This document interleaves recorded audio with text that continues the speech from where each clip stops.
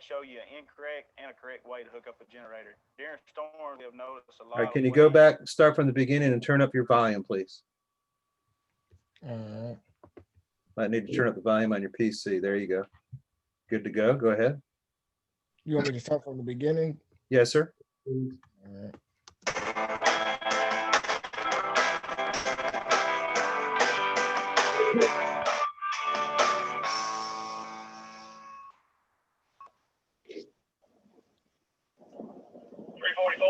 We've got a report of a line down and a no power at 4333 Jeff Road in Tulsa.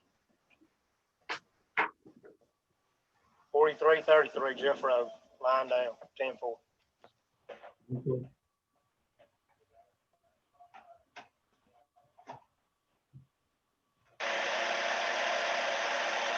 We're going to show you an incorrect and a correct way to hook up a generator. During storms, we have noticed a lot of ways that people have hooked up generators incorrectly. If you'll notice that Dion is going to plug it into the plug, and basically what we're representing here, a lot of people would get a long cord and they would pull their dryer out and unplug their dryer and plug, just like Dion is, plug this plug into their dryer and backfeed through their house without turning their main breaker off. By doing this, that goes through your panel box, through your meter base, back through your service to the transformer and back out on the line. If you'll notice, they're going to put the meter on here and it'll tell you how many thousand volts the generator is actually backfeeding on the line just by putting 120, 240 volts back through this transformer. We've got our drop cord plugged in. He's going to show you that it's going to backfeed through the 104 panel box, through the meter base, through the service, back into the transformer, act as a step-up transformer. It'll come out the high side, and as Scott shows you over here on this side, it's actually putting out 7,700 volts. If you're going to treat the line as it's dead and properly grounded, and you get up there and actually work, they're going to demonstrate with this piece of wood, you getting in between a primary and a ground.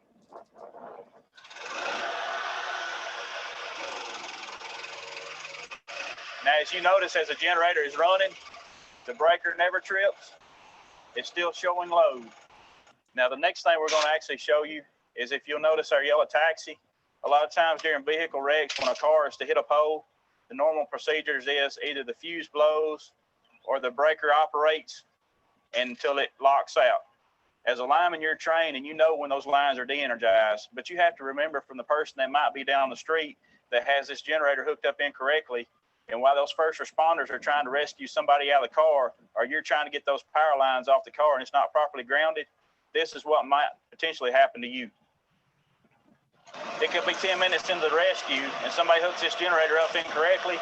If those lines are not properly grounded and off that car, this is what's going to happen. Now, as we said earlier, if you remember, this generator has a 25 amp breaker. As we're going to show you on this amp meter, it's 85.4 amps before the breaker actually tripped. It takes less than a half amp to end your life. So keep this in mind when you're out there working. And also keep in mind those guys that are trying to do rescues on the car, even if you're a trained lineman, you know it's de-energized, go ahead and make sure it's properly grounded for them also, because their life is in jeopardy. Even though somebody down the street is not understanding how they're hooking the generator up incorrectly, they can actually backfeed it on them while they're working. Now, the next thing we're going to actually show you is the correct way to hook up a generator. And what we have is Do you want me to play this part where they're just hooking up a generator? Or Nope. I think you got your point across there and what we talked about before, and you know what could happen there if you hook up a generator wrong. And you know it coincides with the other test question. Do you have anything just more to add? I had pulled up some of this information. It's basically the same thing as the video is just telling you, well, like what to get to make sure that doesn't happen, stuff like that. Just letting you know that if you're hooking up a generator, do it right, because then it could backfeed and then cause a whole lot of problems when you're trying to make a rescue or put a line back up. Right. Okay, good video. Any questions by you guys out there?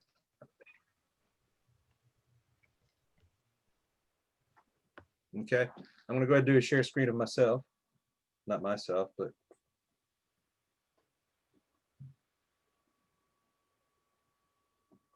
so what the video goes over here,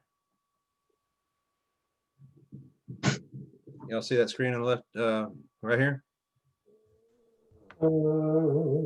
Not yet. Yep. Okay. What's happening here is, reason why people use the dryer plug, and what they're doing is they're putting a male plug and a male plug on a cord. So you have two males. One goes into the generator and one goes into the dryer plug. Well, why are they just using the dryer plug? What do you think's the reason behind that? It's cheaper. Well, it's going to give you 240. If you hook it up to a regular socket in a house, it's only going to give you 120. And only power part of the house. You use that dryer, one thing is going to give you 240. The other thing, the amp value on a dryer is really high. So you can drive more amps through that. That's why you're going to use a dryer plug. So if you don't open the breaker inside your house, the main disconnect, and the meter's still in the meter base, 240 volts is going to come up to the transformer, and it's going to go into the secondary side, and you're going to get whatever the transformer is rated for is going to come out the top. Now, in this case you had on the screen was what, 7,700 volts. Yeah. Now, remember the same thing in math as far as the transformer feeding from the top side, the primary side, down to the secondary still applies. What do I mean by that? Oh, well, hold on.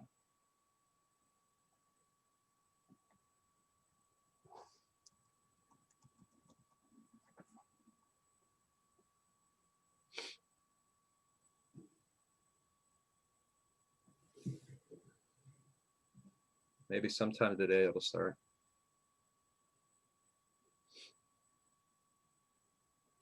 Let's stop sharing this screen and go to the other screen.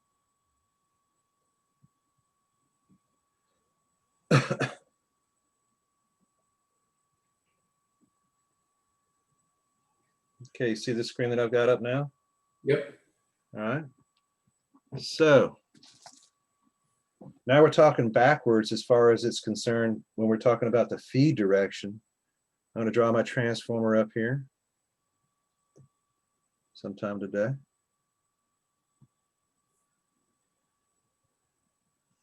Here's my transformer. Here's my primary bushings on the top, secondary bushings on the bottom. In normal operation, I'm feeding in this direction through the transformer and out with 240. So 7,200 in, 240 volts out. That's combined voltage right there. All right, now we're going to reverse this process. Now I'm going to introduce a generator over here. Go in with 240. What's going to come out of the top? 7,200 volts. But the same rules still apply as far as amperage is concerned. So what's the ratio of this transformer? 1 to what? 1 to 30. 1 to 30, right? 7,200 divided by 240 is 30. Okay. So, and he said it's wasn't really surprising. The generator does have a breaker on it, and it was a 25 amp breaker. But what reading was he getting till it tripped? 84.1, I think. Yeah, we'll go 85 just as a round number here, okay? So if the ratio is 1 to 30 and I'm able to produce 85 amps on the bottom side, how many amps will I get on the primary side?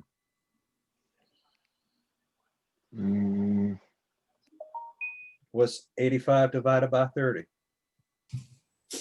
Remember, we're going up. 2.83. How much? 2.83. 2.83 amps. Guys, on primary at 7,200 volts, that's pretty substantial. What will kill you? Half an amp. 0.5. All right, so now you see the reason, and why we brought this up too is, we're able to throw some math to it also. 0.1 actually will start sending your heart into defibrillation, whereas the beats are going to get incorrect as far as your heart is concerned because of the amperage that's flowing through you. 0.5 is lethal, so we're at 2.83 amps. And do remember, it just doesn't stop here at the transformer. If the switch is closed, It's going to go down all of our primary lines. It's going to be pretty much everywhere that my conductor is attached to this transformer. Any questions there? All right. I know Professor V has probably seen this multiple times. It's gotten better, but back in the day when generators first came out, Professor V, how many people just did that bad method? A lot, most everybody. Yeah, most everybody didn't want to call an electrician, you know, come out there. That's expensive for one thing. And you have to buy a lot of components to do it correctly. They just didn't do that. So we went up to New York in Hurricane Sandy. What do you think is the best process as far as safeguarding yourself against people? And a lot of people did this up there. What can you do to safeguard yourself against backfeed in this situation? Make sure everything's hooked up right and grounded.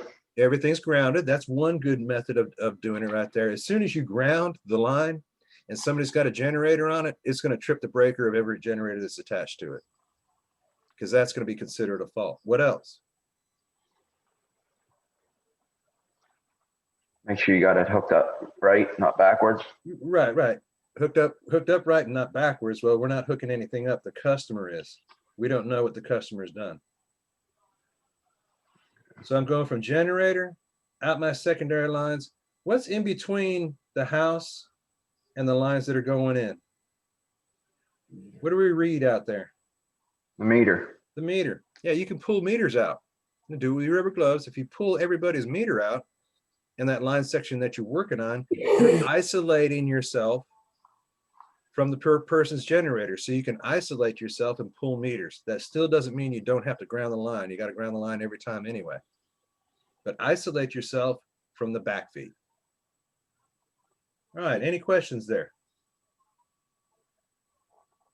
Good video. As far as the potential for something dangerous to happen, that's high on the list. Professor V, you got anything to add there? Then that is one of the new rules that Duke came up with a couple of years ago. That if we were working on a single transformer like that, one or two things, we had to remove the leads out of the transformer and either tape them up or some way isolate them. So if you bumped it, if there was backfeed, it did not get you. Secondly, if you weren't going to take the leads out, then you had to go to each house off that transformer, remove the meters, put a glass cover in it, seal it up. That's just Time consuming? very time consuming setup. We got just added more time to the job. We just assumed pulling the leads out the transformer, put some rubber boots on them and go to work. So Yep. yeah, a lot easier. Yeah. Okay. All right. So I think I can't remember who brought it up. Who has not, and I know one person who has not received an email from Mark Jones with your invoice quote? Not. I have. You have not? Yes, sir. Okay, Shelley. Hold on one second. And you checked your spam folder and all that good stuff? Yes, sir. I checked it a few minutes ago. 10-4. And you did order tools, right? Yes, sir. Just double checking. Boots and everything. And who else? Just the one? Okay, I will contact Mark Jones. Do you have Mark Jones's number? No, sir. Okay, I'll send that to you on a remind text, and you can text him and just let him know you haven't received anything yet. Yes, sir. Okay. All right. Any other questions as far as tools are concerned? Now, understand and do. This is the time to take care of it. If you've got a change or something doesn't look on your invoice, right on your invoice now, take care of it as soon as possible. Because from here on out, he is not going to go to every single person. Well, I really want these pads. Well, I changed my mind. I want these hooks. Well, these boots are, I don't like these boots. I want another pair of boots. you got 33 students together and you want to make changes for the next 4 weeks, it's a hassle. So make sure you study them hard now, look at them hard now, and if you're satisfied, say yes, and then leave them alone. Okay, Professor V, anything else? I'll just back up to safety. Jacob Kistner, you got responsibility for safety meeting Wednesday. Okay. Thank you, sir. Okay. All right, let's dwell back into to math again. Oh, and I forgot to tell you, you got your book there handy, right, V? See? Okay. What are the last 2 chapters in the book? The last 2 are unit that comes up under.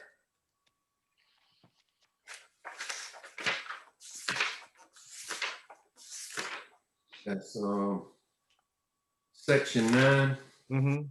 that trigonometry. Right. You can have it. Okay, guys.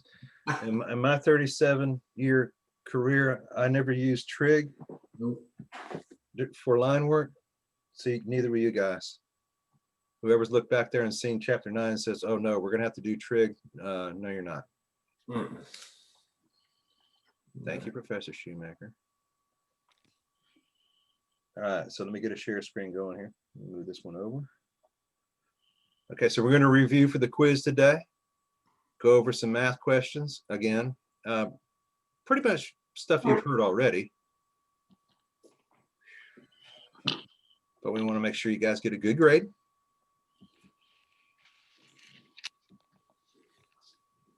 And are getting this down pat.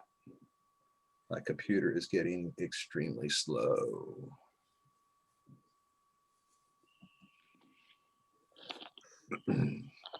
Coffee, I hear it.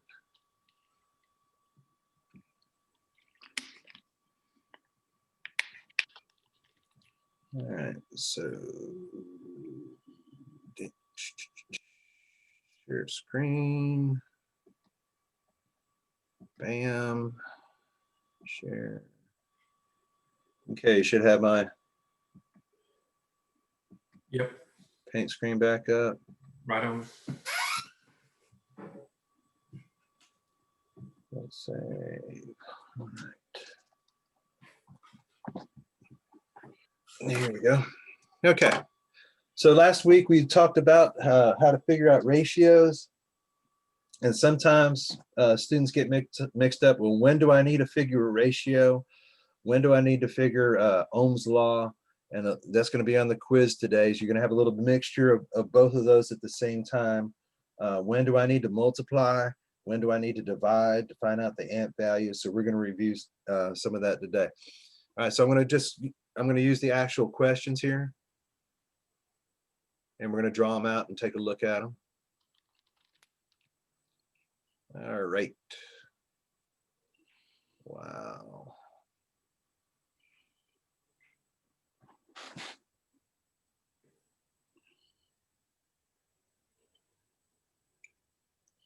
Just sitting here on a loading screen.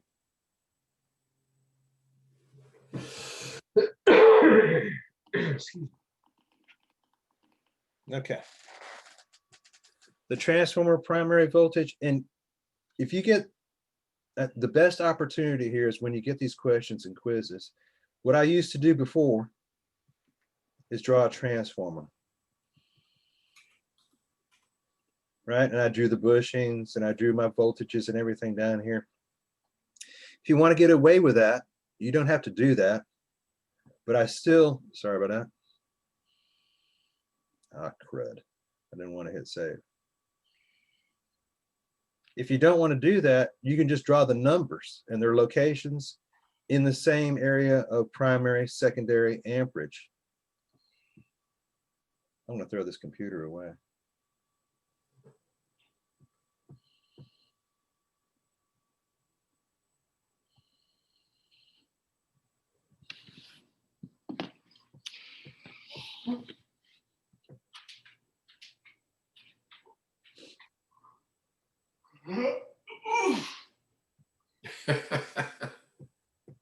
You see what's happening here? What's it doing? Nothing. I just booted this thing up this morning. Cancel, cancel, cancel, cancel. Jeez. Now, No, don't say. All right, so the question, the transformer primary voltage is 19,900. So I'm gonna do a 19,900 on top. And the secondary voltage is 277. So I'm gonna draw this down here. What's the ratio of the transformer? Easy equation right here. I'm gonna take 19,900 over and divide it by 277. What's that answer? 7184. All right, remember just 1271.84. Remember to write it in that fashion. Now that's the whole question right here. Remember to write that fashion because later on I might throw some amp values to it. File, new, don't save. All right.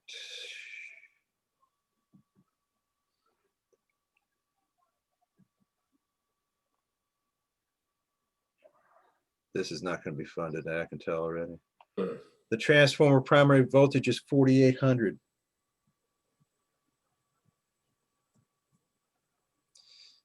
And the secondary voltage is 480. This is going to be a simple one. Find the ratio. 1/10. 1 to 10. Okay, 10 times 480 equals 4,800. Continuing on, how many amps will be on the secondary side if there are 3 amps on the primary side? So what I'll do is I'll just stretch over here. 3 amps on the primary side, question mark, I don't know. If you have an amp value on the primary side and you're going down, the process is multiply. 3 times 10 equals 30. 30. Excellent. There's your answer. All right, we'll do this one in reverse. 4,800 V 480 V 1 to 10. That doesn't change. And I tell you, I've got a 30 amp value on the secondary side. You got to watch the words in the question. I'm going this direction. The process is divide. 30 divided by 10 equals 3. 3. There you go. And that's a good way to check your work, just to make sure you've got the right answer that's going down there. File, there. Okay. Let's see. You guys are quiet today. It's Monday. it's Monday. It is. All right, so that was 2 ratio amp questions. Next question. What's the last part of that? The 30 amp, did you say it was 30 amps on that one? On the secondary side? Yeah. Yep, that was the given amperage that I gave you. Okay. All right, so now this next question here, we're going to move away from ratios and amps. You got to read the question as it is. A service has a voltage of 240 V. So that's Okay, and the 24,000. current equals 62 amps. What size transformer is needed for this service? So I'm asking for 3 different values here. I'm giving you 2, and I'm asking for a third value right here, which is I'm looking for a transformer and sizing. I'm looking for kVA, correct? Yeah. All right, which is essentially power in watts. Who's got their Ohm's law up? Nobody yet. So I will give you this. P equals V times Right. I. Times I. Right. What's 240 times 62?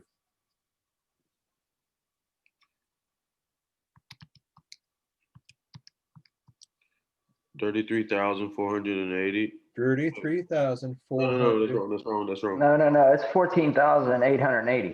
14,880. Take your time when you're keying in your numbers here. All right, you're gonna have to refer back to the chart now. And that's the chart that we gave you in ELW 111, the fuse and transformer chart. There's no such thing as a 14,880 kVA transformer or a 14,880 transformer. So the first that thing be you a need to 15? do here, I'm asking for the transformer size in what? KVA. kVA. So I need to convert this 14,880 to what? A decimal. Volts times 14.880. I went Decimal. thousands. 1, 10, 100, thousands. So that's where my decimal goes. So I've converted this into kVA, thousands. All right, what's the closest transformer in the chart to a 14.880? 15. 15. There you go, 15 kVA. There's your answer. Wait, do that one more time. Sure, sure. You said the 14.880 is divided by what? Nothing. I didn't say that. Oh, yeah, I didn't hear you. What'd you say? I converted the answer Mm-hmm. of the 240 times 62 equals 14,880. I Uh-huh. converted that into thousands. Okay, gotcha. Cool. 10, 100, 1000s. That made it 14,880 kVA. Uh-huh. Then I went to my chart that's an ELW 110, and I got the closest transformer to it, which is 15 kVA. 15 kVA. There you go. Okay, we'll do one more. Yeah, don't say. So, you know, it's something to look for in the question. I give you a voltage value, I give you an amperage value, and I'm looking for a P value. That's Ohm's law. Use the Ohm's law chart. Gotcha.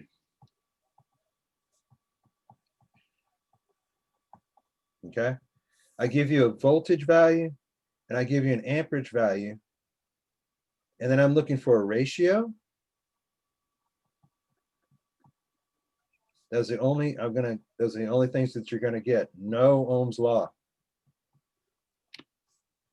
No Ohm's law. Okay. All right, file, new. Don't save. All right, I'm going to give you a voltage and we'll do this from the primary side. 7,200. So that's my V. I've got an amperage of 7 on the primary side.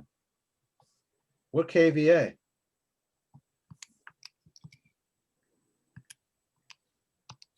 P equals V times I. 7,200 times 7.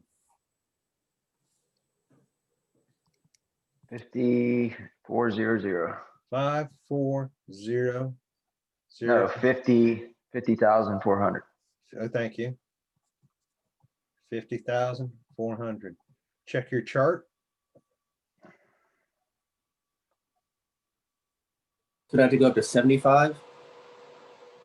There's a 25, a 37.5, a 50, and a 75. Okay, go to 50. Yeah, go to 50. Remember, I need to convert this 10, 100, 1000s. So that's a 50.4 kVA. And the closest transformer to it is a 50 kVA. Is it gonna hurt that I have 400 volts, 400 watts extra? No. Is that gonna be, why? No, Why not? because you have that overload. Excellent, excellent. I've got 150% that I can do on the transformer. So Now just to that check little- that, I just took 50,400 divided by 7,200 and I got 7. Is that that's correct. correct? How to check that? Okay. Yep, that's backtracking. So I can actually do 75 kVA at 150%. So that 400 volts is nothing. 50 kVA be perfect. Okay. All right, so where are we showing as far as time? It's 9:35. Let's take about 10. And we'll be back at 9:45. 10 minutes, gentlemen. Mr. Shoemaker. What's up? So if you were over feeding 150% on that, what would be your KVA on that then? It would be up to 75,000, right? Not around 50,000. you were Yeah, if you went to overloading. 100, if you went to 150% on a 50 kVA, right, it would be right at 75. 75,000. If you went to 160, what would that be? 82, 80, yeah. 82 kVA. So that transformer, that 50 would need to be changed out to the next highest transformer, which is 100. Now, is that overkill? A little bit, but that's all you have Yeah. available. So you could use that Use what? if it was overkill, but I mean, You're gonna have to. If it keeps blowing, melting fuses out of that 75, or it keeps burning that 75 up, that's your only next option. okay. Okay, good question. Thank you. Yes, sir. Mr. Shoemaker, What's up, buddy? what exactly were we finding in that last one? The You're power, finding power. power and watts? Right. I was giving you volts. I was giving you amps. You were looking for power.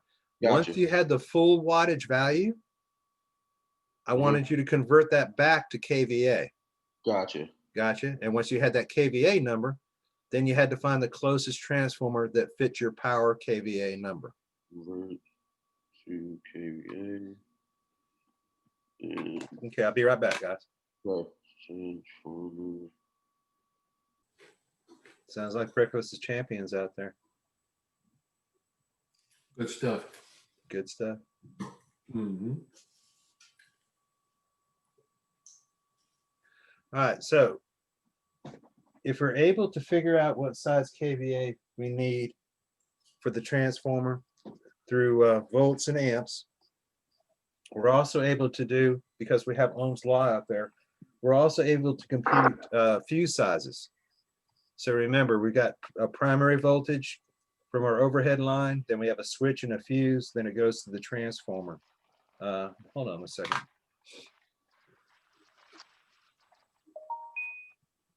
A question out there for you guys. Why do we put fuses before the transformer?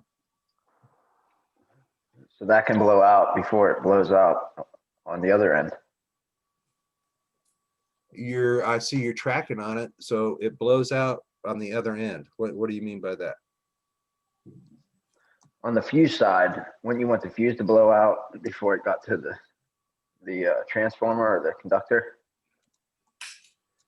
Okay, hold on one second. Let's bring something up here. Right, images.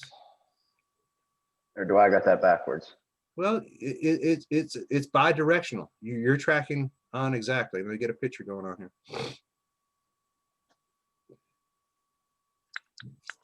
Got to find the right one that I like.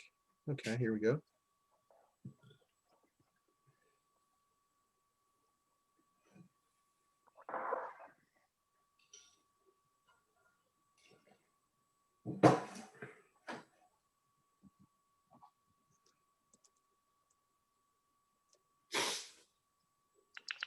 Stop this share.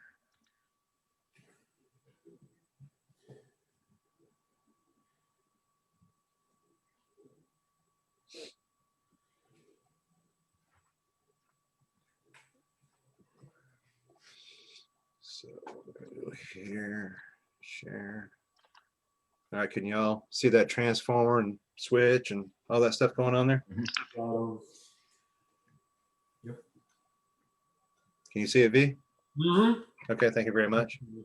So in this picture here, we have our overhead primary line that's going down from house to house or pole to pole to pole. Then we have a switch. We have a wire coming off the primary line to the top of the switch. Then off the bottom of the switch, we have a line going into the transformer. So it serves two purposes here. And this switch does not have a fuse in it. It's been taken out. One is, if I have any failure of the transformer or beyond on these secondaries or anything that's going to a house, this fuse will blow. Transformer failure or anything on the fuse will blow. What does that do for one, the transformer and just the general public? That stops all that from blowing. Right, right. As soon as the fuse blows, then I've de-energized the transformer or anything going to any kind of customer out there. So it's a safety thing that's going on out there. I don't want to keep pushing voltage out of this transformer if there's a failure or a line on the ground. So that's isolation from this point. From the bottom of the switch on is all isolation. The other part That's is, like preventative maintenance on that. well, I'm not maintaining a thing. I'm not fixing anything here. I mean, so it doesn't screw up the transformer. Hopefully, correct. Okay. Thank you, Professor V. Yeah. All right, so that's one right here. Big thing in safety, you've got isolation, no live wires on the ground, hopefully. And two is if I've got some kind of failure on my secondaries, or even say a house catches on fire and you got all those wires shorting out in the house or on the power lines that are going to it, the fuse is going to melt or blow. Two is, remember, my primary line is going from pole to pole to pole, is feeding more houses down the line. So if I've got a failure anywhere beyond the bottom of the switch and beyond, it isolates it from the rest of the primary line. So all of these customers that are still attached to the primary line can stay on. So it serves two purposes there. One, isolation, and two is safety. Okay. All right, and there are different, I agree, there are different types of transformers. I like the ones that use an isolation switch, but there are some transformers that have it built right into the transformer. We'll talk about those later. Okay, so let me go to another share screen of the math. We are going to go to Untitled Paint, share. You guys see that screen up now? Yep. Okay.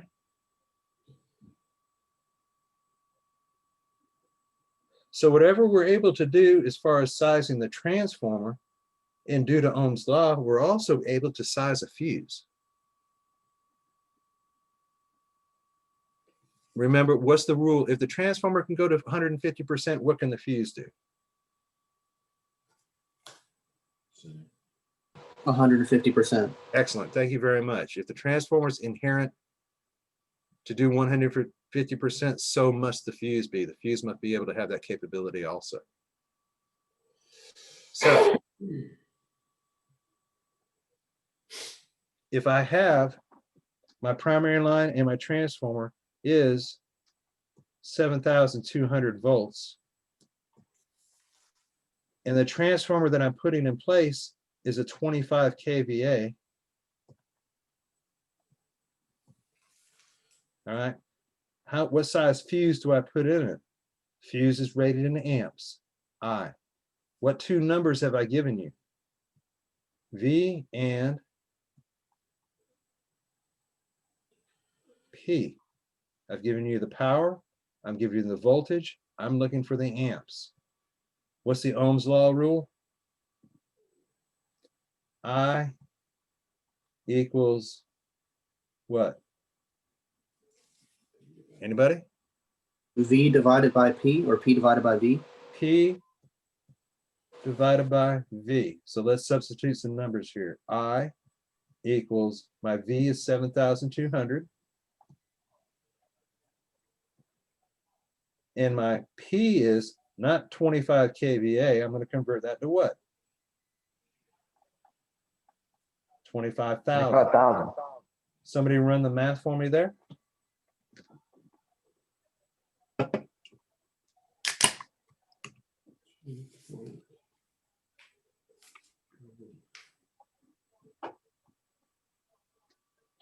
$25,000 divided by 7,200 equals what? 3.472. 3.472. All right. There are no such things as a 3.472 amp fuse. Again, you're going to have to refer back to the chart. What does the chart say? Divide that by the 7,200. No, the chart, the fuse chart. There's no such thing as a 3.472. What's the fuse size that closely matches this? Now be careful on this one. What page would Yeah. What page is that on? Yeah. It's in your D2L. Okay. Professor V, do you have it up? Yeah. Okay. Or Just call out from the beginning what fuse sizes are. We have 3 amp, 5 amp, 7 amp, 10 amp, 15 amp. Okay, and on and on and on. Yep. And So which, this number is 3.472. What does it most closely match? 5 amps. The 3 amp.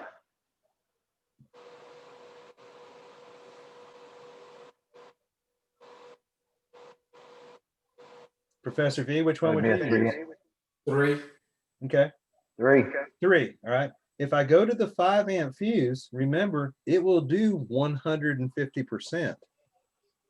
So it'll actually do 7.5. That's pretty much going to destroy our transformer.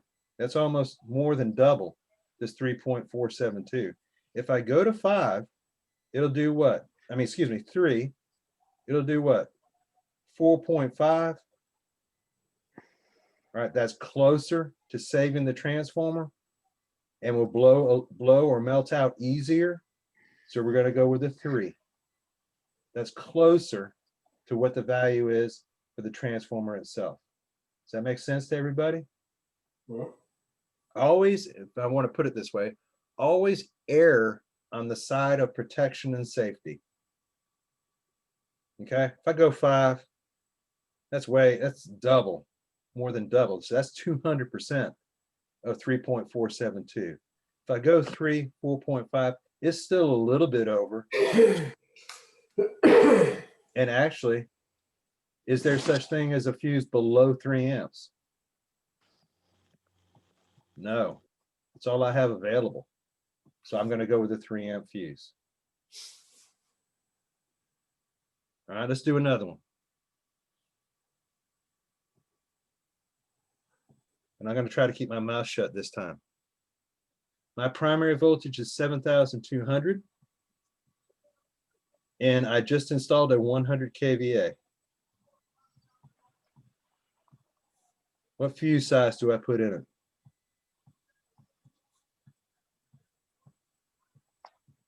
I'm looking for I.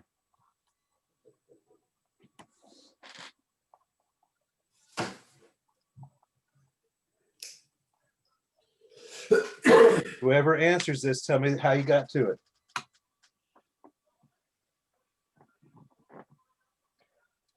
$72. How'd you do that? I equals 72 over 100. 100,000. Anybody else? I got 0.072. Okay, I'm 100,000.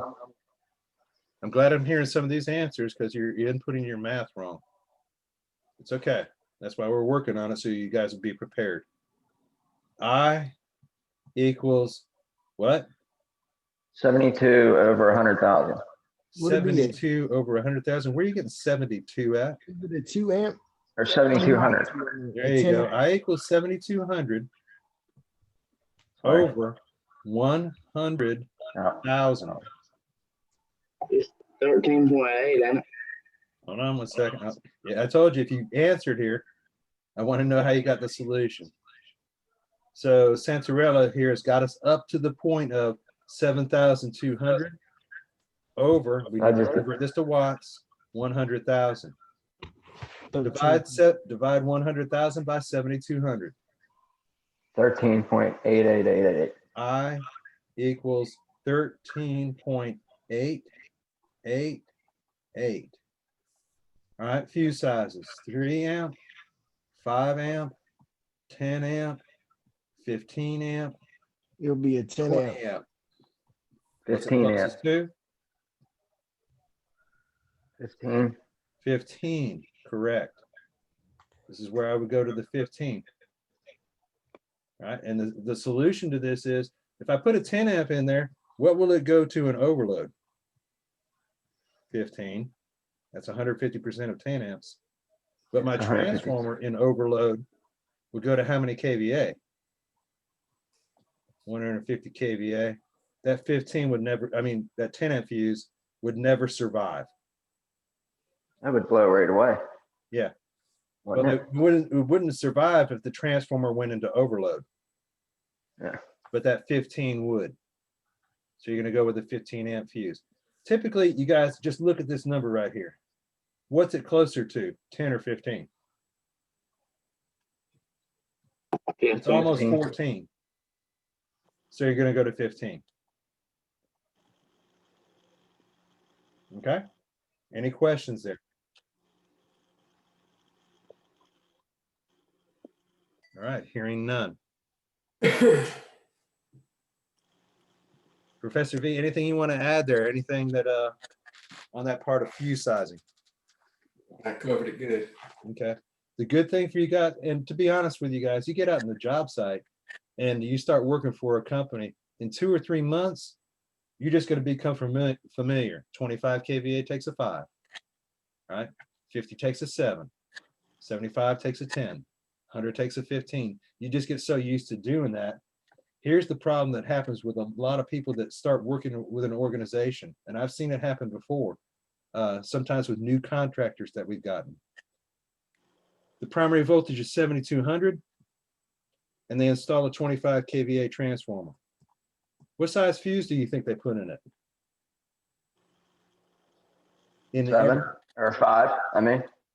What do you, I mean, they make a common error, and this is the number that they kind of ruling it off of. What the size do you think they put in it because they don't know fusing? They put it in as 25. 25 They put kV a and I put 25 it at amp fuse in it. 25,000. Exactly. They put a 25 amp fuse in it. That's way overrated. Okay. That's a common, I say too common. That's an error for a new person they make all the time. Well, I see 25 on the transformer. I'm going to put a 25 amp fuse in it. No. It should be a 5 amp. Yeah, that's correct. That's completely wrong 100%. So that's why we learn fusing a good bit. Okay, let me move on to the next question. All right, so it was 240.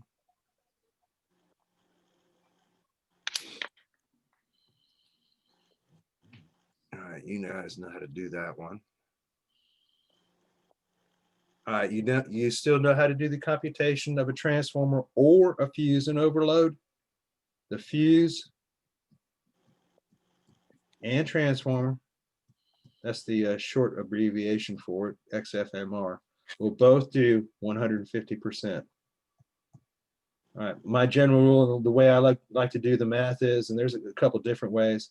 If I've got 100 either kVA or amp fuse, I cut it in half, then add it to itself. So 100 cut in half is 50, then add it to itself is 150.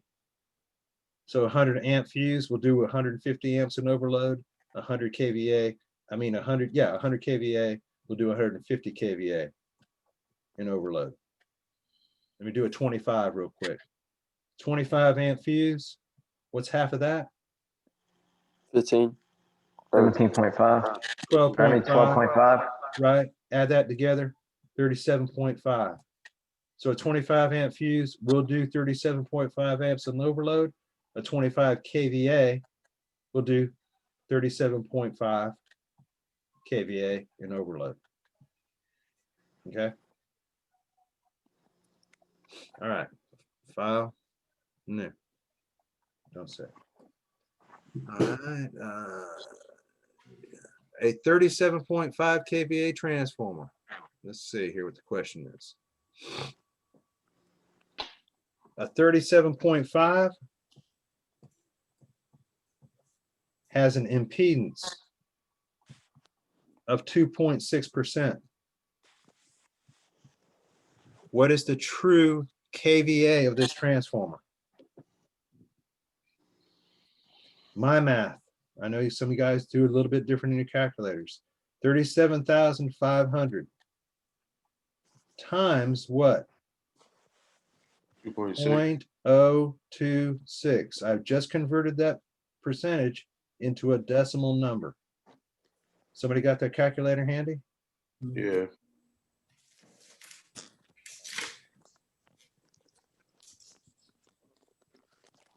$975. 975.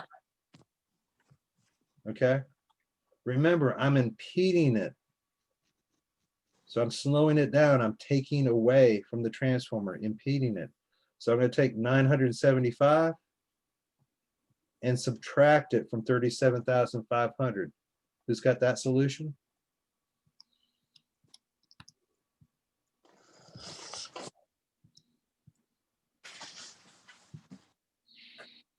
$36,525. 36,525. Remember, guys, watch the question closely. I'm asking for kVA as the answer. This is full wattage. 36525. If I want to convert it to kVA, thousandths, 1, 2, that's 10, 100, 1,000ths. That's where my decimal point goes. 36.525 kVA. Answer. Any questions on that one? All right. Professor V, anything you want to add at any time, just jump on in. I'm good. Okay. Secondary. The last part of that question was it was the impedance of 2.6%. The true kVA, is that what you said? Yeah. Okay. Yeah. Watch the question and read it in full. If I had asked that question and I said I have what was the transformer size I started with? A 37.5. 37.5. Okay. With a 2.6 impedance. If at the end of the question I asked for what is your new power in watts, you wouldn't have to convert anything. Or if I ask at the end of the question, what's the true kVA, I have to take that final number and convert it to kVA. Watch the words in the question. And we got watts, 36525. I'm done. I'm finished with my answer. If I say what's the true kVA, 36.525 kVA. Those two numbers are exactly the same.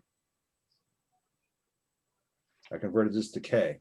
This one remained watts. Okay. Don't say. All right. Secondary voltage is 240. And the amps are 212. Wow. So that's V. And amps are 212 amps. What size transformer do I need at this location? Previously, we did it by primary voltage, 7,200, and like I had 20 amps. What size transformer? Now I'm doing it from the secondary side. All right. Ohm's law does not change here.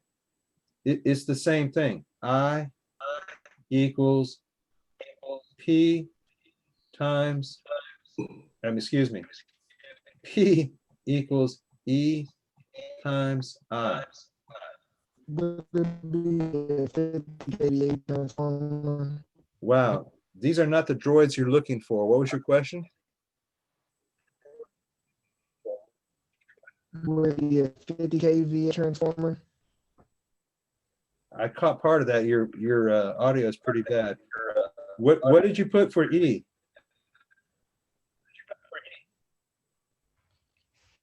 Is 240. What'd you put for I? 212. Multiply those two together.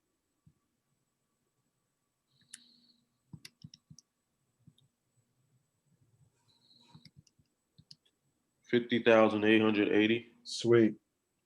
50,880. Remember, I'm asking for transformer size. All right. What do I need to do with this number? Convert it to what? Decimal. It is decimal already. I need to convert it to kVA. Oh. 50,880. 10, 100, 1,000. That would be 50.88 kVA. And there's your solution. File. New. Don't save that one.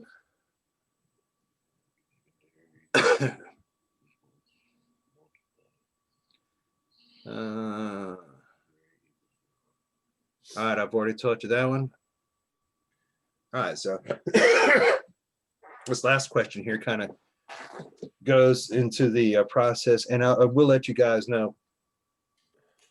Sometimes you've got to, well, all the time, you've got to take a lot of things into account as far as the conditions are when you're doing fuse sizing and transformer sizing and going with these values right here. So I'm going to start out. Let's see, Cervanka.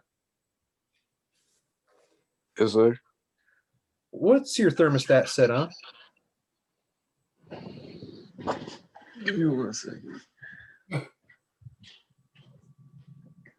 Go. Yeah, 67. 67. You're just killing the Yeah. bill, aren't you, man? 67 degrees. Okay. All right. So Cervanka's got his house and he's set at 67 degrees as far as his heat is going on. What do you do in the summertime, dude? Keep it cold. I hear you. All right. And we'll take some extreme conditions here. So if he's got it set at 67 degrees and the temperature is 32 degrees outside, what's the difference?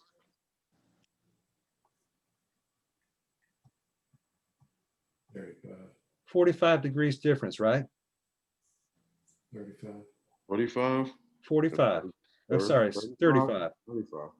35 and 32 equals 67. So he has a difference of 35 degrees from the outside to the inside. He's trying to heat his house. All right, let's take a summertime. We're going to leave it at 67 degrees. I'm not going to get too overly extreme here. We're going to say it's 85 degrees. What's the difference? 18 degrees. 18 degrees. Okay. So what is more, what season do we have to have and produce more electricity for? Winter? Summer. Or summer? Summer. All right, there's a difference of Summer. 35 degrees here. I've got to make up 35 degrees in my house in the winter. In the summer, I only have to make up what? 18. So which is harder? It's the winter. Winter. Yeah, winter is more severe. Right here, I've got to make up 35 degrees from the outside temperature to the inside temperature of my house. Summer, it's a little bit easier. So what is more severe? What is more severe season-wise on a transformer? Winter. Winter. Winter. Okay. Exactly. Winter is more severe, and it's when power plants and utilities have to produce more power to be able to heat your home. Okay. So I'm going to ask a true or false question here, and I'm going to have you guys do the math. This is simple addition and subtraction. A residential customer has his thermostat set to 70 degrees.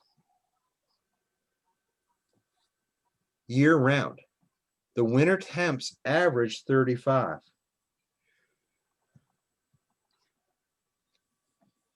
And the summer temps average 90.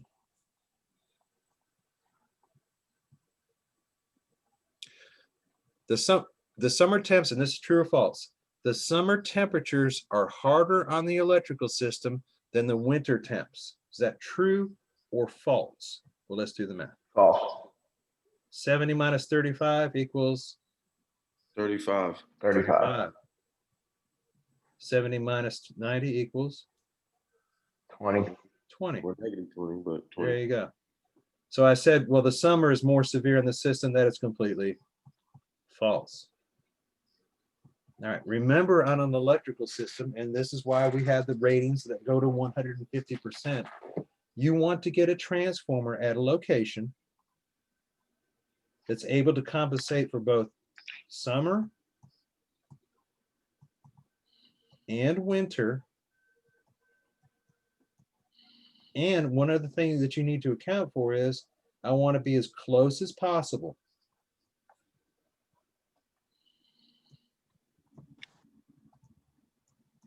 In output watts.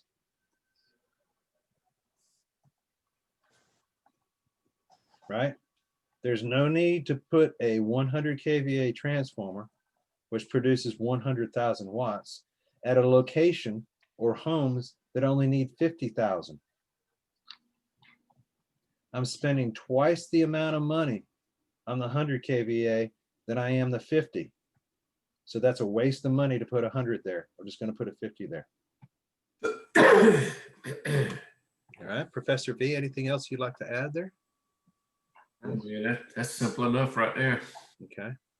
So there's a lot of referral that you're going to have to do back to that chart. Make sure that either, you can download and save it, or you can print it out, whatever the case may be.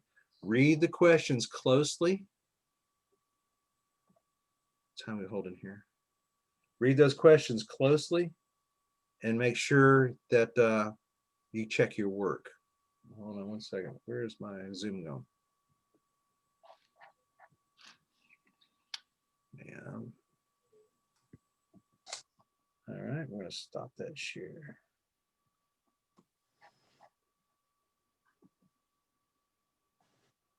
And we are holding 10:16. All right, so it's 10:16 now. Let's say we'll be back at 10:35. Back at 10:35, let's take a break. You're going to see a couple share screens going on here. So what we're going to talk about here is what they call transformer diversity. And we had discussed before that Duke Energy, if you go to Duke Energy and you've got a problem with a transformer, here's the transformer. I'll go to Street View here in a minute. You got a problem with the transformer that it keeps melting fuses, or the transformer is hot, or making loud noises or something like that. Typically in a larger scale company, all I'll have to do is go up to this pole, give them a pole number, and say, look, this transformer I think may be overloaded. What do I need to change it out to? They're going to do everything in the background. They're going to find out the kVA of the transformer. They're going to look at all these customers who are attached to the transformer, and they're going to give you a recommendation of, yeah, it's a 25, you need to upgrade to a 50. Some companies don't do this. And even if the companies that you do have, and Professor V could attest to that, might be so busy with other things that they need to take care of, you're going to have to do this out here in the field. And that's why we're throwing in the math. Mm-hmm. And two is, you're going to have to be aware of the conditions you have and the environment that you have while you're going through this process. Now, we talked about before when we did the temperatures, what's the hardest season on a transformer? Winter. Winter. Okay. Winter. So if you're sitting there in the wintertime and not really in tune with the Myrtle Beach area or the coastal South Carolina area, the temperature gets down to like 5 degrees. Well, how much strain is that putting on a transformer in the area that we're in? A lot of strain, right? So you got to take that in consideration. Flip the tables there, and it's 70, 75 degrees outside, and you got a transformer that's giving you a problem. What do you need to be aware of? Well, the customer's usage is not that much, should not be that much. You need to go ahead and size a transformer or prepare for a transformer that can live through the winter. So I have seen some cases where we have gone, because of improper sizing to start with, and there's another reason I'll explain in a moment, where we've had to go from a 25 all the way up to a 75. So I'll give you some of those cases.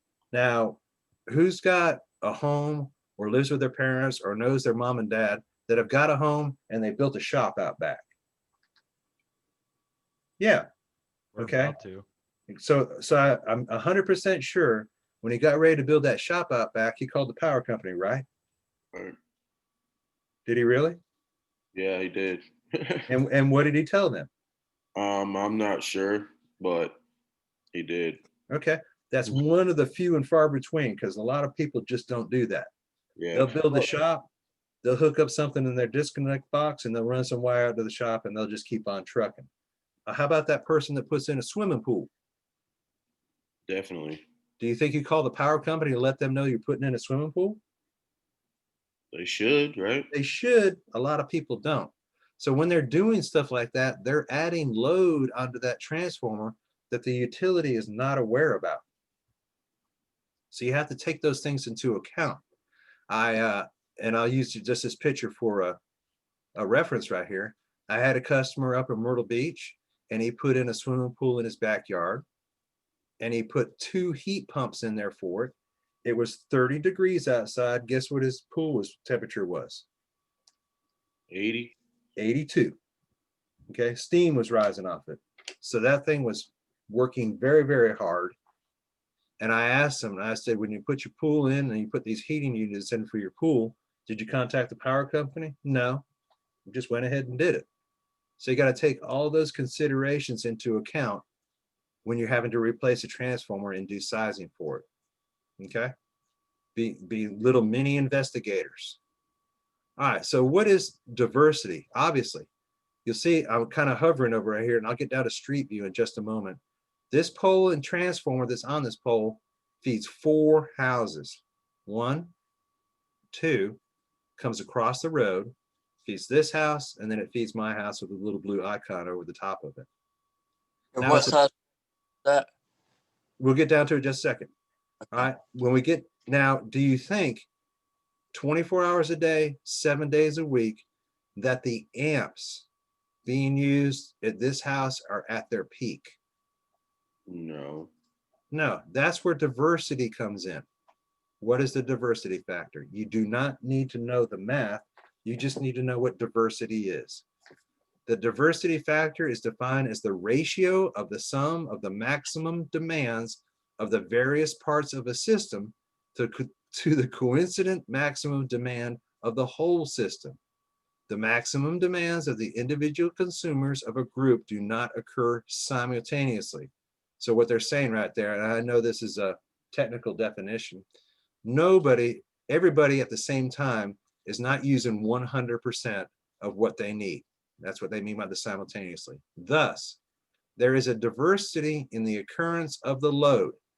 Due to the diverse nature of the load, full load power supply to all the consumers at the same time is not required. Just know, for every power line, for every transformer, for every conductor, there is diversity. Diversity is involved. I'm not going to include 100% load to everything that I have in my system at all times. Okay, so go back to the map. And this is, of course, again, to say seasonal. So this house has got their thermostat set on 70. This house has got their thermostat set on 67. These people aren't even home. And I have to admit this. These people live in North Carolina. They're hardly ever here. So they're using very little power. Me, I've got mine set on 72.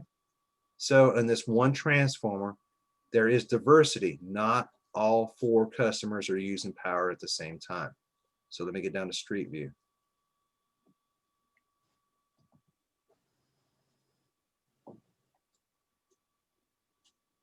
Okay, turn around to the transformer. And you'll see the transformer on the pole. It's a 25 Ka. Now pay attention here. Oops, sorry, didn't mean to move on you. See how old that transformer is? Yeah. Okay, there's a reason for it. I put it up there. All right. So I've got this 1 house, 2 house, 3rd house, then my house. Okay. Understand that if I was to drive up to this transformer and I have 1 person, and you can look at it, you can knock on doors, you can talk to people. They're more than happy to do it. Some things you have to account for. Did they add extra load? Yes or no? If they added extra load, that's going to be more load in the transformer. And it's diverse. This house, this house, this house, and this house are not using the maximum at all times. So take that into account also. Oh, my wife's home. She must be unloading the groceries. Okay. So just wanted you guys to know that, and I'm going to move over to another transformer.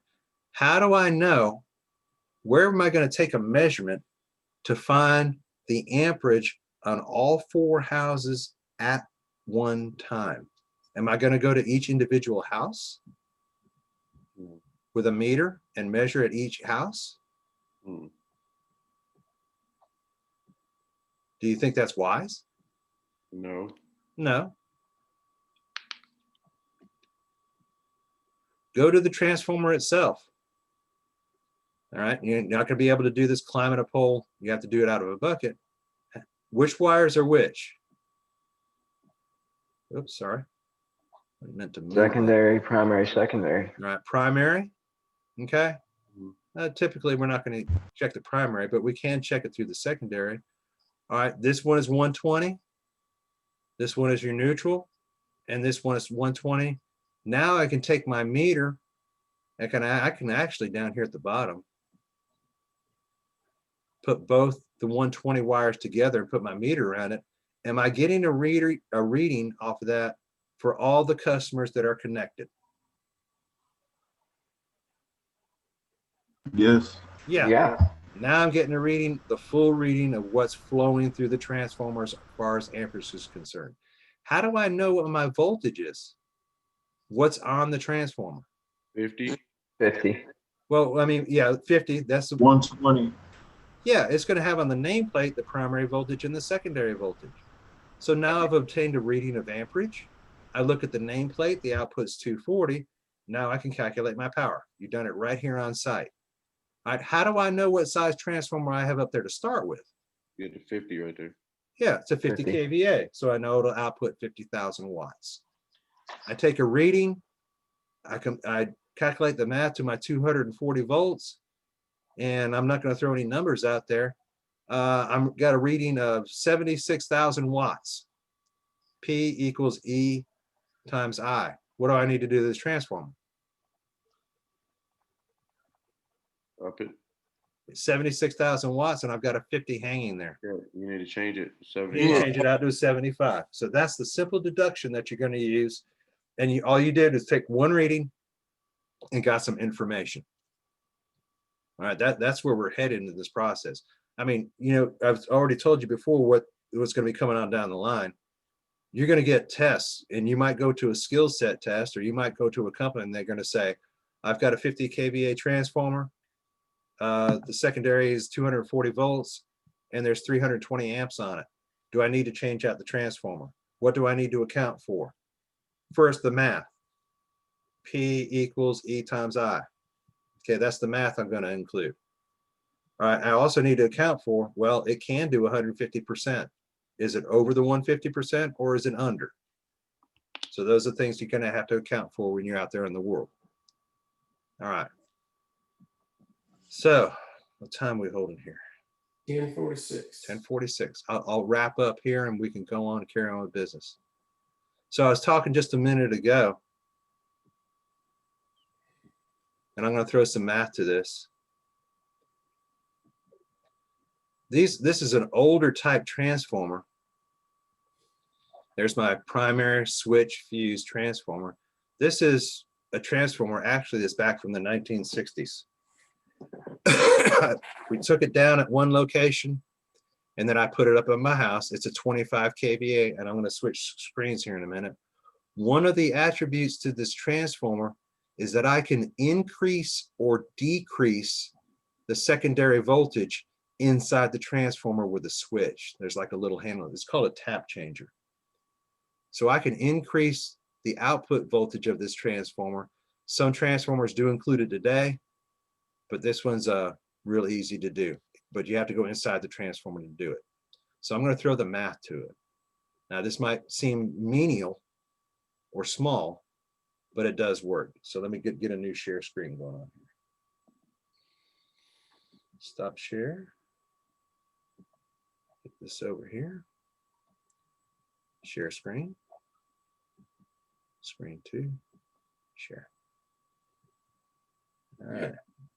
So we talked about this shortly and pretty quickly. I'm gonna go File, New, a good while back. Get my pencil. As far as your utility and your electric company, how high or low can you go in voltage and still be within regulations? So there's an ANSI regulation, American National Safety Institute. There's a FERC, Federal Energy Regulation Commission.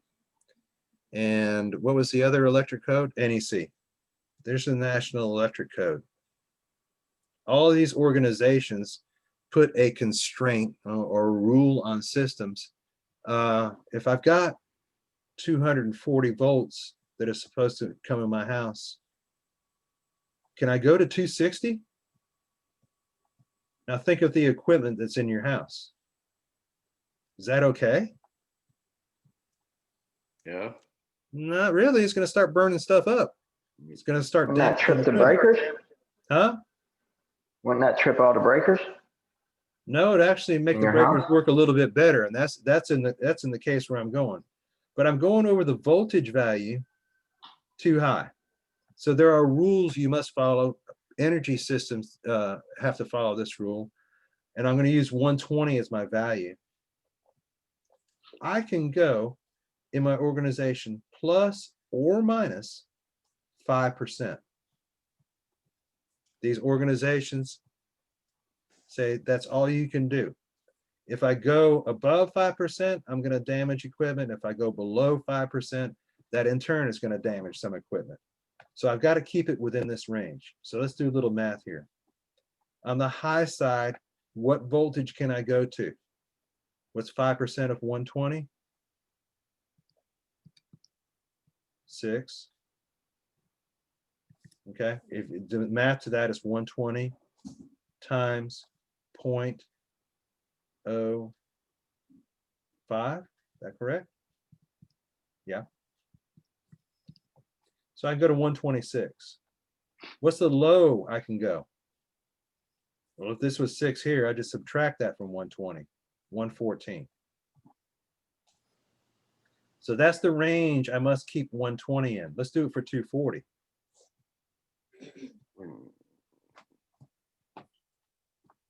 240. What's the 5% high of 240? 12. 52. So I can actually go to 252. Correct. What's the 5% low of 240? 228. 228. Thank you very much. 228. All right. Remember this rule that we talked about a while ago? When I raise my amperage, what happens to my voltage? Goes down. Right. And then when I raise my voltage, what happens to my amperage? Goes up. Goes up. Raise voltage, lowers amperage, right? Lower voltage raises amperage. This is the one to keep your mind on a lot. Raise in voltage is a lower in amperage. That's just a regular electrical property. All right. What turns a meter? Amps or volts? Volts. Volts. Volts. Okay. No. Watts. What makes the meter turn? Watts is the Current. consumption. Watts is in my house. Amps make the meter turn. The flow of amps make the meter turn. Okay, remember that part. Amps make it turn. I can apply 120 volts, turn my breaker on my off in my house. Is the meter going to turn? Let me say that again. I could turn the breaker off in my house, the main breaker. Excuse me. Okay. I could turn the main breaker off in my house. Is my meter going to turn? No. Yeah, because from the breaker to the meter still alive. There ain't no. But am I using anything? Is anything flowing into No, my nothing's house? being used. No. So I guess it would stop. Yeah, exactly. It would completely stop. I've still got applied voltage. I'm just not using anything. It's not flowing through because I'm not using any watts in my house. Okay, so the meter would stop. All right, so amps drive the meter. Shoemaker. Yeah. Can you go over that one more time? The 240 with the 5%. I got lost there. Okay. Eventually I will, if I can get this thing to work. Let's see. All right, we'll do it both on the 120 side and the 240 side, okay? All right. Because it applies to everything. 120 times 5%. We'll convert that 5%. That's 120 times, and I need to convert that to a decimal number. So what will that be? 0.05. 0.05. Go ahead and run that math. 6. Okay. So and that's, remember, I can go plus or minus in the range. So 120 plus 6 equals 126. There you go. All right. Once you calculated it the first time, if you need to go to the negative value, I had to add it. Now I just subtract it. So it's 114. 114. So now you got the positive. That's how high I can go. That's how low I can go. Gotcha. Okay. So let's do it for 240. I'll let you throw it in your calculator. Okay. 240 times 5%. That's 240 times 0.05 equals 12. 12. Add 212 to 240. 252. Subtract 12 from 240 equals 238. Gotcha. So that's your full positive range, that's your full negative range. And when I say positive negative, don't think that as a electric positive or negative. That's how high I can go. That's how low I can go. Okay. Okay. Shouldn't it be 228? 12 minus 50. I thought it was minus 40. I'm sorry, you're good. Thank you very much. 228. I was thinking of this 250 number. So it's 228 on the bottom. 12 minus 240, 228. Thank you for the correction there. So file, new, save. All right, so what does this all boil down to? I told you earlier that I'm able to change the voltage of the transformer in my house. So you know what I changed it to? It comes 120, 240. I went in there and changed the taps and I changed it to 125, 250. What did I do with my voltage? Raise it or lower it? Raise it. All right. What does raising my voltage do to amperage? It lowers it. All right. All right. What turns a meter? The amps. The amps. Okay. So let's throw some amp values to it. All right. So 240 amps and watts. And inside my house, I'm using, and we'll use the same number both times, 1,000 watts. How many amps are flowing? I equals what? 24. No, is it P divided by V? P divided by V. So 240 divided by 4.16. Excuse me? Really? 1,000. 4.16? 1,000 divided by 240. Yeah. 4.16. 0.16? 4.16. 4.16 amps. I think it kicked me out. Okay. So that's how much amps are flowing through my meter and flowing into my house to be able to power that 1,000 watts. I'm going to use the same numbers here, the wattage value. I'm going to drive my... And you did 2 divided by 120, right? Or what you do? I'm using 240 over here. Okay. The full amount of power that's coming into my house. Okay. So now Okay. I'm gonna raise my voltage coming into my house to 250. I'm still using the same 1000 watts. I'm leaving that same amount in there. It's what I'm using in my house. Okay, I haven't turned anything off or changed anything. Okay, so now I equals, what's my volts? 250 over 1,000. 1000. Okay, what's that solution? 4. 4. Okay, simple equation right there. So for every 1000 watts that I use in my house, or 1000, let's say 1 kilowatt hour I use in my house, how much am I saving? Hold on one second. Scott, you man. Good, buddy. Hold on one second. I'm in class. Let me mute myself. Yes.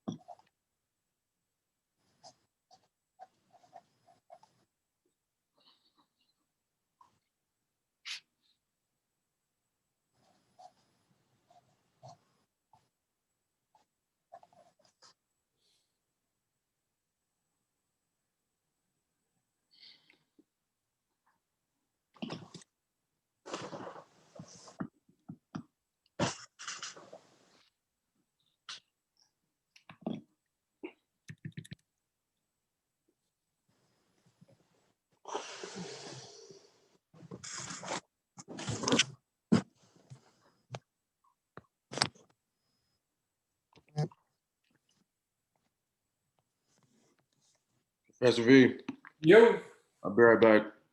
right on.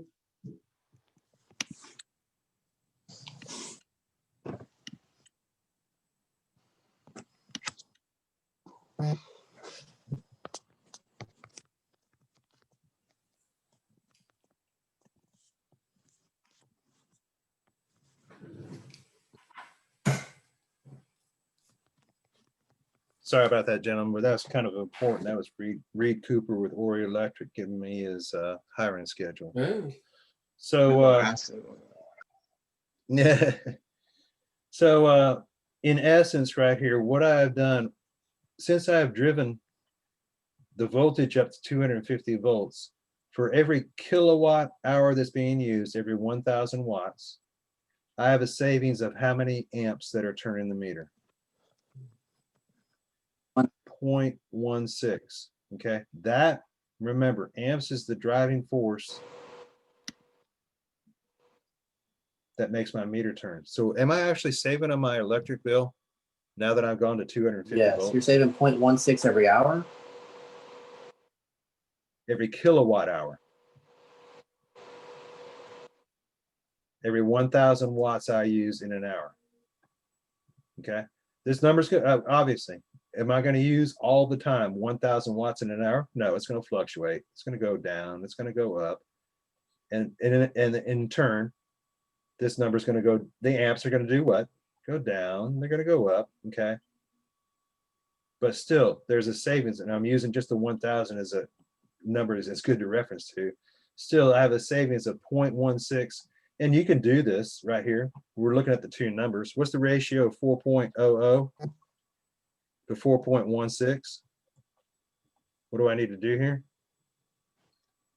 It's going to be a small number. Divide. Be 6. Right. Go ahead. 1 to 6. 4.16 divided by 4. 6? No, can't be. No, wait. It's 4.16 divided by 4. Wait. No, guys. 1.04. How much? 1.04. 1.04. You said 0.16 divided by Wow. 4? Okay. So Right. it's 0.04. There you go. Thank you very much. 0.04. Okay. Convert that to percentage. So I have a 4% savings on my electric bill every month. 4/10.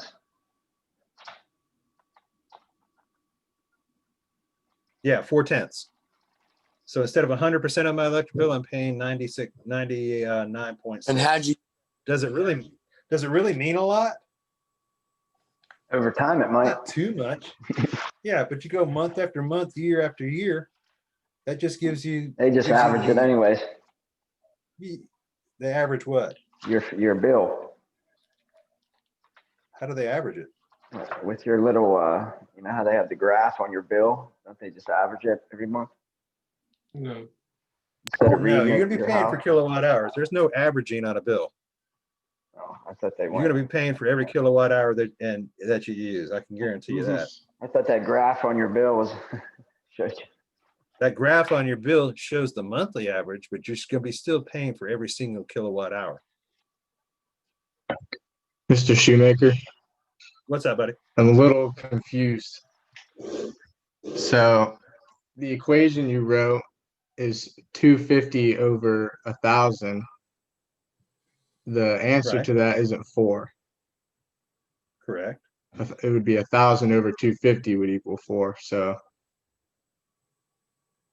you're saying I equals P over V?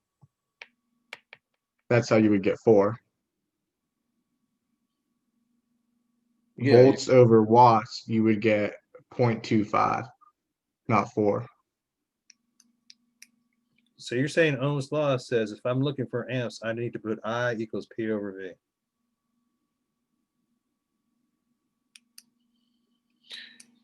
If you're trying to, if 4 is the right answer, then yes. So I got 250 here and 1,000 here. That answer is 4. So you're saying put 1,000 over 250, right? Yes. Okay. That's how you And get that's 4. what Ohm's law says to do, correct? I don't know. I don't have the chart. Okay. The chart You says take 1,000 divided by 250. Yeah. Is that saying this right here? yeah, that's what the Yeah, chart that's says. what the chart Right. says. Okay. File, new. Don't say. So I equals P over V. That's what they're saying? Yes. That's what the chart says. I equals 1,000 over 250. And that would be 4 amps. There you go. I equals 4. So Be I had it written down incorrectly over here, right? And y'all are looking in the book at that, right?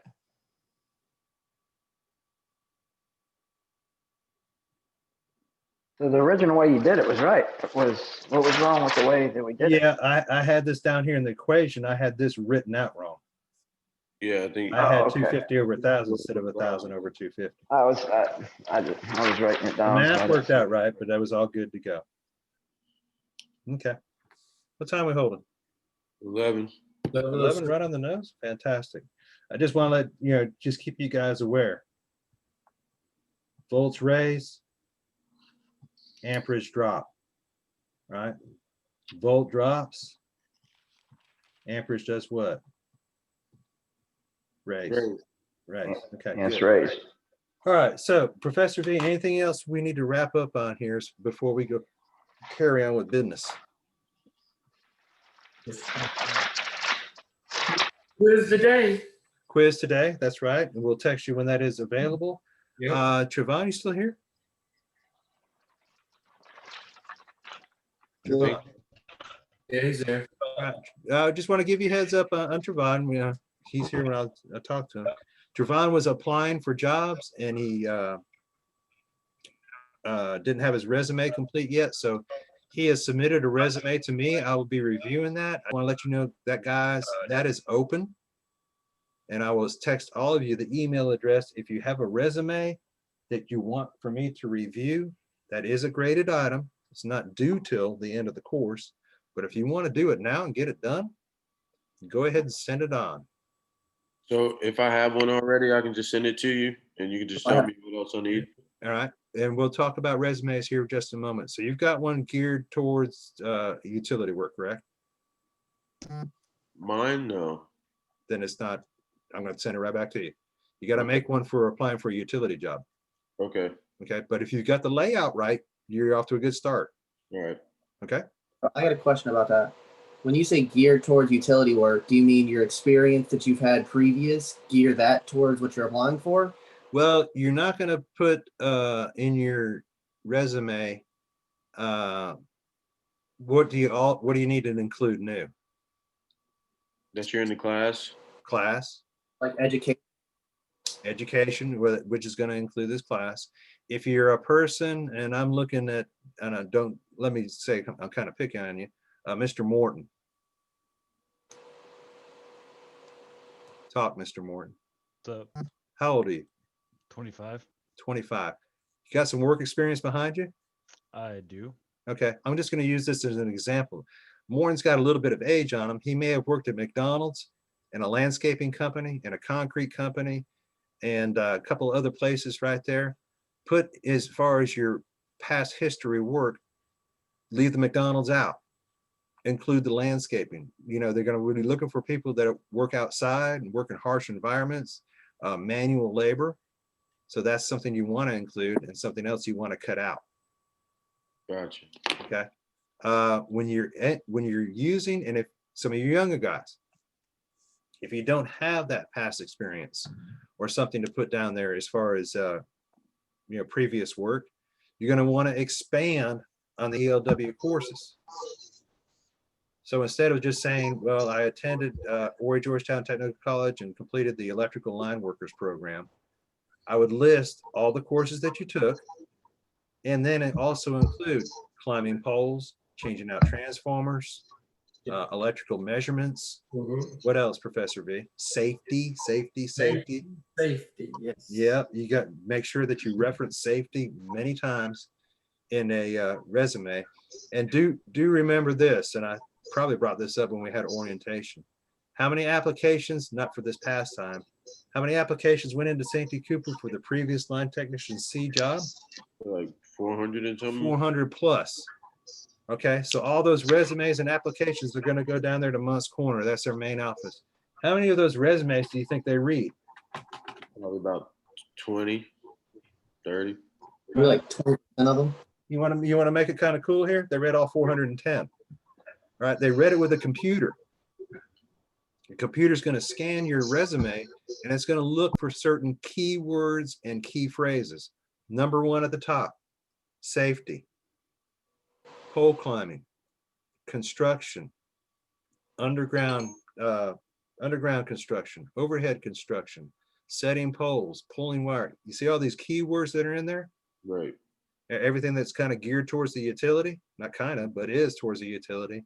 Once it says, yeah, I'm satisfied with the amount of words that I'm seeing in this one, I'm going to send it on down the line and let somebody actually put eyes on it to read it. Now, if you don't include that information and it gets scanned, there's not enough there. There's not enough there. It just kicks it out. You might be a top-notch student that graduates my class or is in my class and have all the qualities that's needed. Your resume is going to go to an organization. It's not going to have sufficient stuff on your resume. It's going to get kicked right out. I got a question. I mean, I've been an apprentice for an electrician company and I've done concrete work, but I don't remember the time span I worked there or the years. Does that matter? You need to remember. Okay. Find out. Yeah. Investigate, get that information down. Okay. Okay. I think, hold on. Zach, I see you right there. You wanting to talk? Yeah, I got a question about references. Do we include references on the application as well, or is that something that you're not looking for? Yeah, don't remember, it's only supposed to be one page. Don't go too deep. All right. If you do include a reference, be professional. let that person know that you want to use them as a reference before you include them. Okay. You got 2 references that are sitting in this room. Who are they? You Correct. You got, if you text me and same rule applies. Professor, is it okay if I use you as a reference? I'm going to say, yep, absolutely. Do you understand? Professor Vermelin and myself do not lie. If you put us down as a reference, we're going to give the total honest answer right there. Yeah. If they do call us up, correct? Yes, sir. Okay. All right. So we'll dig into resumes a little bit more, and you know, it's probably something we could do Wednesday, Professor V. Yeah, plenty of time Wednesday. We'll have time on Wednesday to go through reference. I'll show you some good examples and some bad examples. Do remember, if I was going for and I'm applying in a resume to work for like a yoga studio or a flower shop, it would probably be this nice, pretty thing with all the, you know, the nice